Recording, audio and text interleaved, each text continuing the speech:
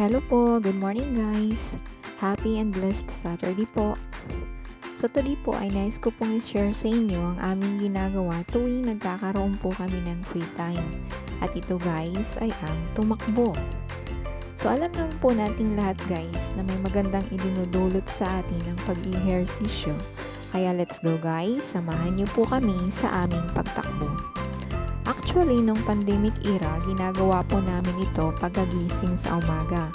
Pero nang bumalik na po sa normal ang lahat, ay nilipat po namin siya sa hapon pagkatapos ng oras sa trabaho. Medyo na mahirap po kasi kung ipapanatili sa umaga, kinakapos po kami sa time, kaya minsan nalilate sa pagpasok sa work. Kaya napagdesisyonan po namin sa hapon na lamang tumakbo. Masarap at masaya sa pakiramdam guys kapag nakapagpapapawis tayo. Actually, sa una po talaga medyo mahirap kasi nakakapagod tumakbo at hihingalin ka talaga. Na minsan po, pakiramdam mo pa ay kakapusin ka ng hininga. Pero po kalaunan, nakasanayan na, di na po nararamdaman ang pagod.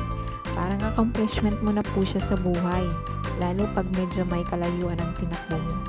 Masaya siya guys, bukod sa nag-i-enjoy at nalilibang ka na, naalagaan pang ating pangangatawan.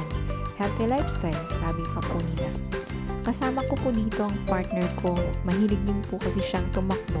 Pero ang pinakamadalas niya po talagang gawin ay magbike. At paminsan-minsan po ay sumasama din po ako sa kanya at nakakarating po kami sa mga kalapit na bayan. Masaya din po magbike guys kasi maraming magandang tanawin ang iyong makikita. So guys, alagaan po natin ang ating sarili para po sa mga mahal natin sa buhay at bilang pagpapasalamat kay Lord sa buhay na ipinagkaloob niya po sa atin.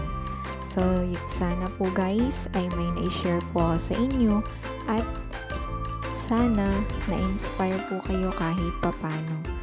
So, ang ilan po ay picture sa pag-ride namin ng bike ng partner ko.